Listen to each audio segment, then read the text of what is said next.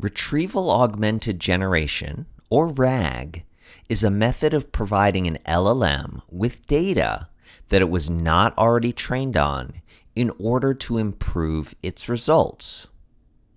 The main problem that RAG is trying to solve is that sometimes you want a model to have access to more data than it was trained on.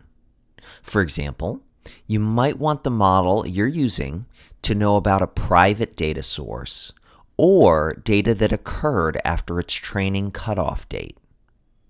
We'll go through RAG in detail during this chapter, but for now I'll just give you a brief overview of how RAG works.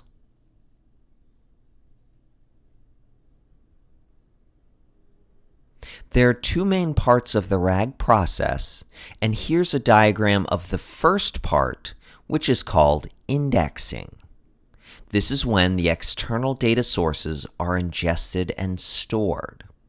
Specifically, we load the data from various sources, split large documents into small chunks, embed the chunks, which basically means representing each chunk as a fixed length array of numbers, and store these numerical embeddings in a vector store. This entire indexing process happens offline, meaning before you use the chatbot.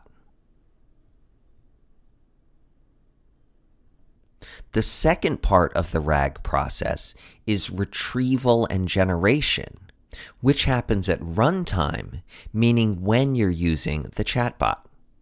Specifically, the user inputs a question, embeddings that are relevant to the question are retrieved from the vector store.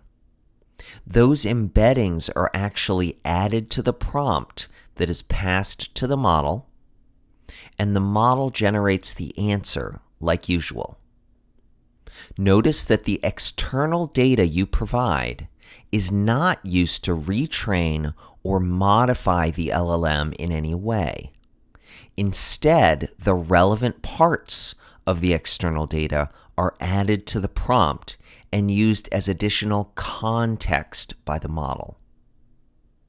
Finally, I should mention that RAG also helps models not to hallucinate, since it enables the model to leverage specific, trustworthy information that you have fed it, rather than only relying on its training data, which contains a mixture of fact and fiction.